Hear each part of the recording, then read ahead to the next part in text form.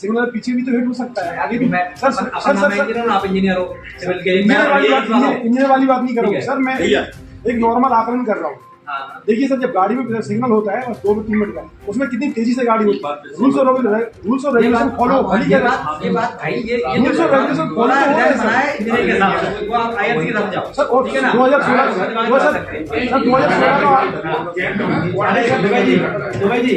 Sir 2016 का आदेश भी है, पुरानी मूर्ति यथावत रहेगी। तो हम एक भव्य आदमकद प्रतिमा आप लोगों के सभी के सहयोग से, जैसा आप लोगों की समिति के सहयोग से और अपन लगाएंगे। शिक्षा के दानवीर कर्ण के प्रति सब लोगों में जागरूकता नजर आई और इकट्ठे होकर सबने विरोध प्रदर्शन किया। कलेक्टर को ज्ञापन देने की मांग की। आधे घंटे तो धरने में बैठे रहे और कलेक्टर साहब अपने कोई कार्यक्रम में व्यस्त रहे।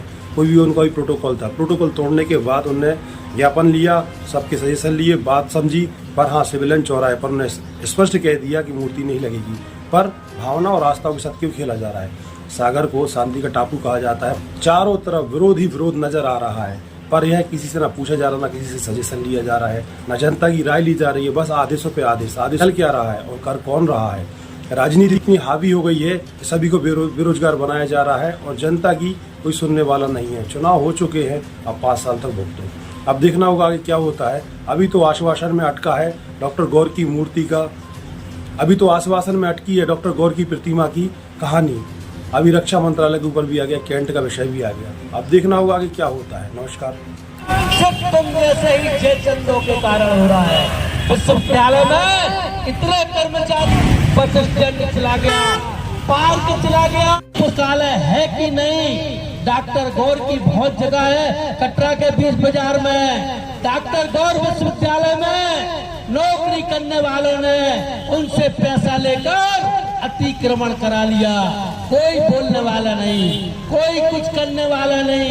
ये कलेक्टर क्या जाने डॉक्टर गौर क्या थे, उनका तप क्या था, उनकी तपस्या क्या थी। वो चाहते थे दुनिया के किसी भी कोने में विश्वविद्यालय बना देते और उनका नाम पूरी दुनिया में होता।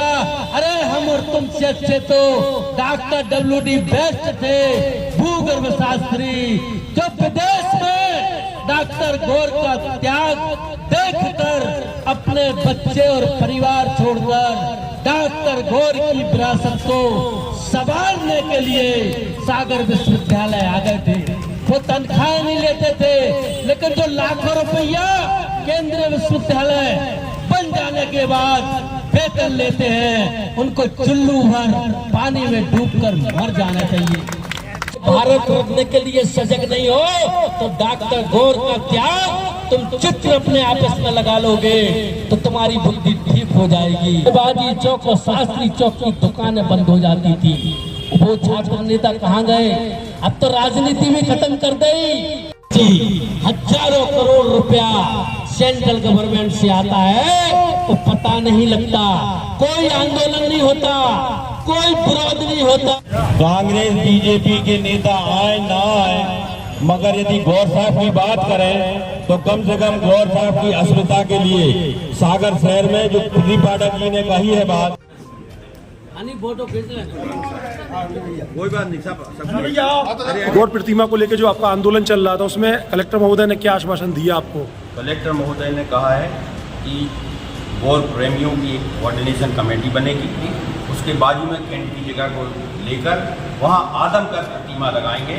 यह बात प्रसन्नता की है कि हम लोग चाहते थे कि गौर साहब सम्मानित तरीके से चौराहे पे रहें और उनने उस बात को स्वीकृति दी है। वो कल वह अखबारों में भी और पब्लिक में भी यह बात जाएगी कि गौर साहब को हम उसी जगह पर, उससे यदि 10 फुट दूर भी हमें मिल रही है जगह और अच्छी बड़ी प्रतिमा बन के आदमकद प्रतिमा मिलेगी तो हम लोगों का और सम्मान बढ़ेगा, गौर साहब का सम्मान बढ़ेगा। हमारा परिषद की रश्मि रितु, शिवसेना के पप्पू तिवारी की ये भूमि के लिए रक्षा मंत्रालय से बात हुई क्या कहना चाहिए समिति में? कलेक्टर महोदय पत्र लिख के यथाशीघ्र और उसकी परमिशन ले लेंगे और हम लोगों की जो कोऑर्डिनेशन समिति बनेगी शासन के साथ, हम लोग को आंदोलन न करना पड़े, वह सहजता से वह जगह मिल जाए।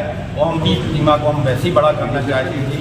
अब चूंकि प्रशासन भी तैयार हो गया इस बात को लेकर, अगर नहीं होती है तो आगे नहीं होती है तो हम अपना खून का कतरा हमारी जो यहाँ जो संक्षिप्त टीम जरूर है पर जिन्होंने आखिरी तक इस मुहिम को चलाए रखा।